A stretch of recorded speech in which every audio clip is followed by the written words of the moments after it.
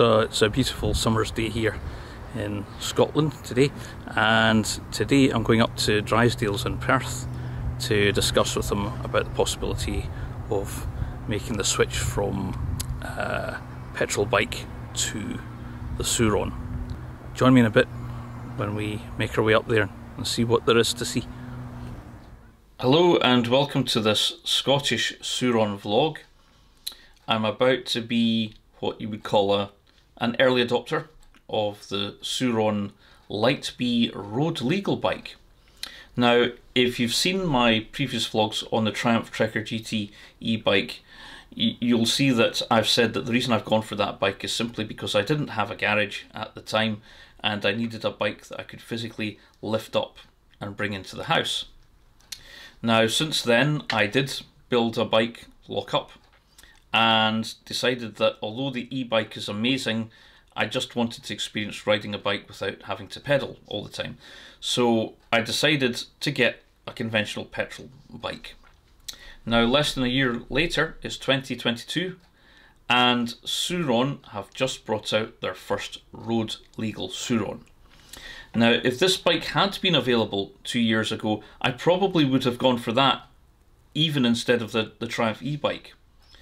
However, I've decided that I'm going to make the switch now and join the electric mountain bike or the electric motorbike revolution. So I'm really looking forward to the bike arriving in a few weeks' time, and I'll be doing some reviews and some mini tours on that bike, as I did with the Triumph e-bike. So we're about to set off on our trip to Drysdale's in Perth to have a chat with the sales staff to just talk about making the switch from petrol to electric to the Surron. There are two different types of bikes. The Honda is an amazing bike, it's a wonderful bike, but the reason I'm wanting to make the switch is simply because I'm fed up of being at the mercy of the petrol giants, the panic buyers, the incredibly high petrol prices which are just rocketing. You think, might as well make the switch now, so that at least I can still ride a bike whether or not there's petrol available. Of course, the reason why I would like the Surron is simply because of its weight. It's about 60 kilos, and it means I can actually take it into the house if the weather is too wet or damp outside for an electric vehicle. And that's the reason why I got the Triumph Trekker GT e-bike, is simply because of its weight.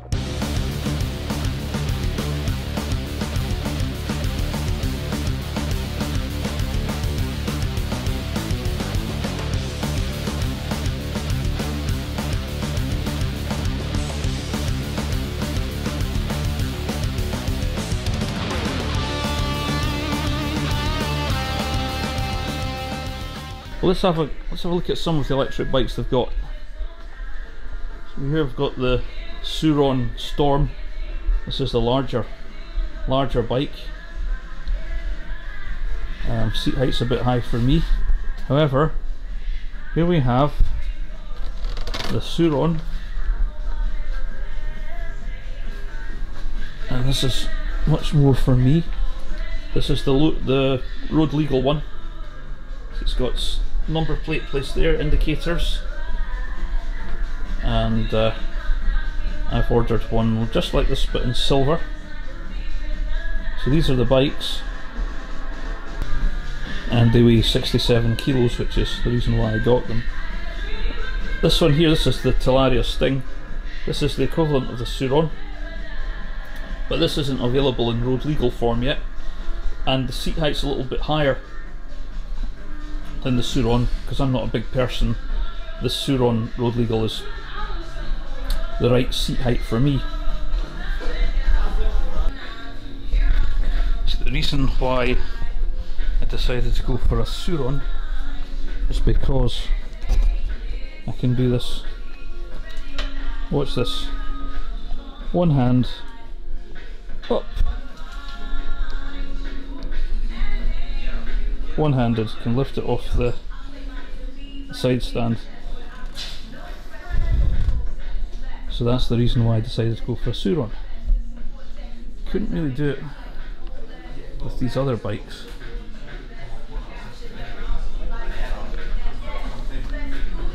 That Storm is about twice the weight. Basically a Surron, just double the size.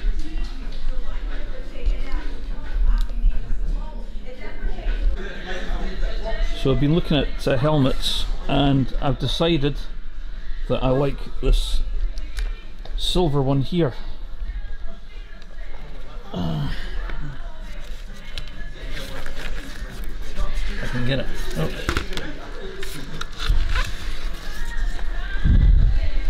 Cut. Actually, it's not this one I want. It's a bit too bright. It was this one here. This one here.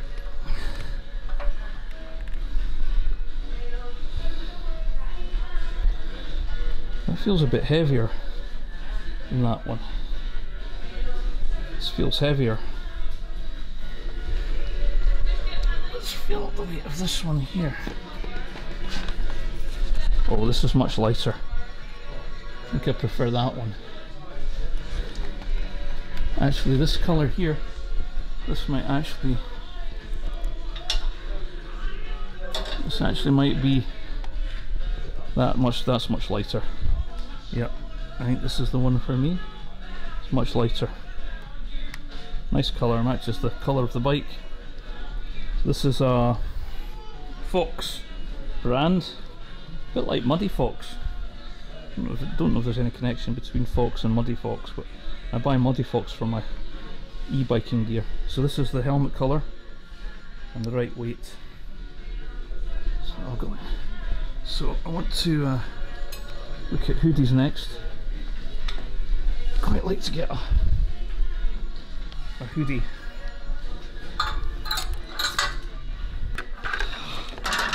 There we are. There. So let's go and have a look at. Hoodies. Some nice t-shirts here. Jackets for winter time.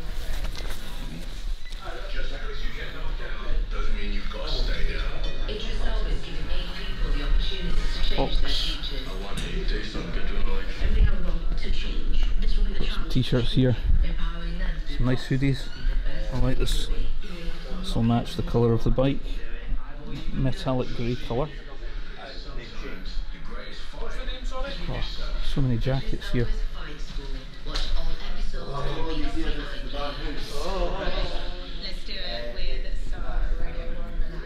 These are some lightweight, but it's got a whole fashion to itself. I wonder if Fox do winter jackets. Oh yes. Body armour, I don't think my riding style would justify armour. So there we have it. Lots of gear. I'd spend all day looking at the gear here. Here with Miles, who I met at the Scottish Bike Show a few weeks ago, and Miles here is going to help me get some good gear, aren't you, Miles? So aye. First thing we're looking for is helmets. Helmets, aye. So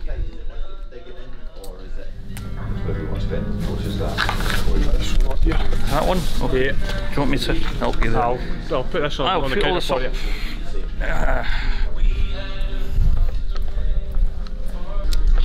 So next, Miles, I need a waterproof. What? So I was looking, there's two here. Yeah. There's this one, and there's also this Fox here. Obviously, that's more expensive. That's just got a thicker, so you've got a fleece lining in that as well, where that's more just like a... I just want a water... It's just a raincoat. I just want a raincoat, just really. An over raincoat. So again, 43 size chest. I'll go a medium. Right, last of all, Miles, a hoodie. A hoodie? I was looking at... well, something again that matches the right colour, so something like that. Yeah, I've got that black one. Have you got a grey? With zips, or I've got the grey. Is there a big difference in price between Will be, won't there? Is that no, yeah, they're all. You're 80 quid for that. one of them. You're all black, just a plain without the zips. 60 quid. 60 quid.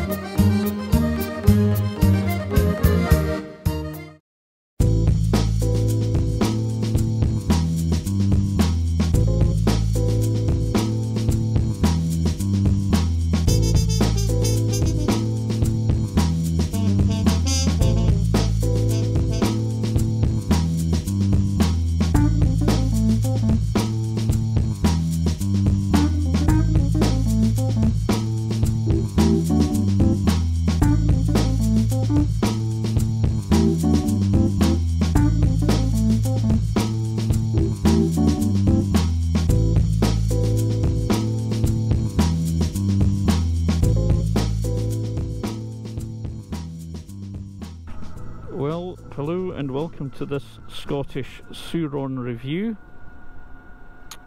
I'm going to give you my first impressions of this bike. I'm actually starting off with only 34% today, so it'll be interesting to see if we get back in one piece. So I'm going to give you my thoughts on the bike so far. The bike is everything I had imagined it would be, and as I've seen on other people's motovlogs. So we'll start with the seat, because I'm actually quite a shorter rider. I'm 5'4", 29 inside leg, and I'll insert a shot here showing how I'm actually still on my tiptoes on this bike, but the bike is so light. It's only 57 kilos or thereabouts. That's the main reason you get a bike like a Light Bee.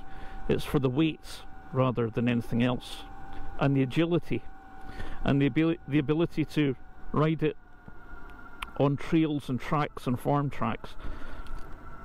Unfortunately, I live in a rural area, so there's lots of those tracks and adventures to go on. So the seat's actually quite comfortable, and the range of this bike's about 30 miles, and I would say that that's probably enough for a seat like this. My arms are at a bent angle, so ergonomically this is a great riding position for me, and I'll be demonstrating just how easily I can manoeuvre this bike towards the end of the video, because it's so light. And even on tiptoes I can ride this bike, I can push this bike backwards on my tiptoes. So the seat's not too high, so this is actually a really good bike for shorter riders. That's a plus. A lot of dirt bikes, the seat's really high, so this is absolutely a perfect bike for my shorter frame. The mirrors are very stylish. You can see everything behind you, so they're absolutely fine, although you've got to watch when you're taking this bike through doorways. One of the reasons I got this bike was so that I could take it into band practice.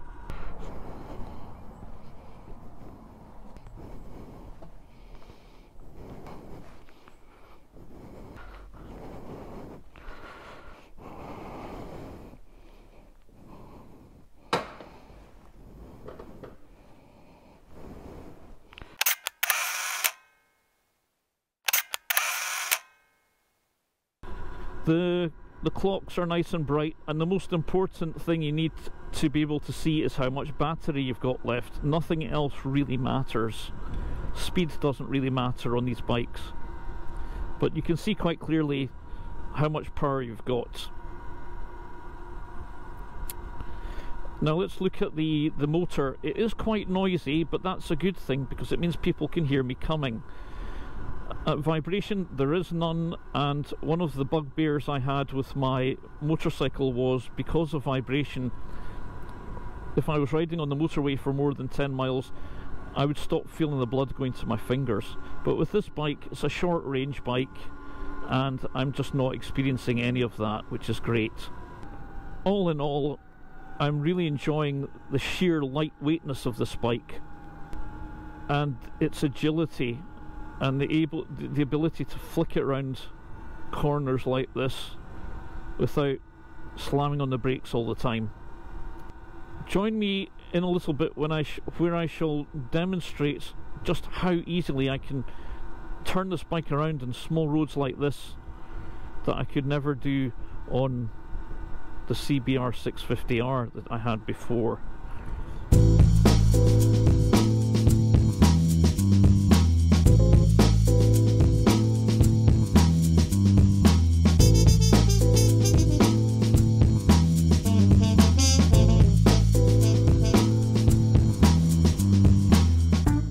Now I'm just going to show you some examples of how easily I can manoeuvre this bike. These are manoeuvres I really would not want to attempt on my CBR because of its much larger weight and size. I'm just going to do a sharp sudden right turn here. See if I can do it without putting my feet down on the ground. There we are. Easy. I could never have done that on the big bike. So I'm just going to demonstrate how easily I can flick this round the corners. Look, here's another little road. Let's see if I can turn the bike around this on this little driveway here. I'm going to have to put my feet down, but as you can see, look how easily I can do this. I could never do this on the CBR. Wow, look at that. That was so easy. So I'm just going to flick this round the corners.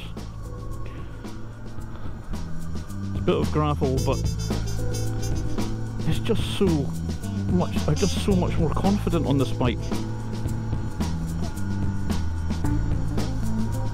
Look at that, it's pretty effortless.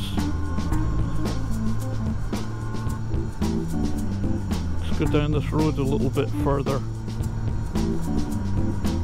Now I'm cautious that I'm down to 29%, so I think I'm going to head back soon. Will I get past this car? Yeah, no problem. No problem. So I'm going to just do a U-turn round here. Oh, there's a nice uneven bit of track there. Let's turn the bike around. Nice and easy. Oh, nothing to it. Nothing to it. So I'm going to head back now because I really want to be cautious and not end up having to push the bike back for miles, even although it doesn't weigh very much. I just don't fancy walking back about 4 miles. And I've been keeping this bike on eco mode since I've had it. I've had the bike less than 2 weeks, and I've just kept it on eco mode just to try and preserve battery. So look at that, really easy to do. That was so easy. I'm just not used to having a really light, super light electric mountain bike without pedals. So let's flick this bike round the bends one more time. Super confident, no problem. And the advantage of this bike, of course, going back to weight, is that I wanted this bike because you can take the battery out and charge it inside. And I could take the battery out of the bike and actually bring the bike inside if I want to. If I was to move to a big city like London, where I probably wouldn't have the luxury of a bike lock-up, providing I've got a ground floor accommodation, I can bring all my bikes and my e-bikes and my mountain bikes into the house, or the flats. So look, the horses are not being bothered by the noise very much. I just thought I would add this extra little bit into the video I am approximately a mile from home, and now I'm down to 20%, and the display's flashing, giving me a warning sign. So I've guesstimated my my times correctly, and those motorcyclists are looking at me on this EV and they're probably thinking, what on earth is that? Or words to that effect. Hope you've enjoyed this video. Remember to click like, subscribe to the channel, and I'll bring you more Scottish Surron reviews on this bike. Within 1,000th of a second of the detonation of this bomb, a fireball would form, reaching out for 2 miles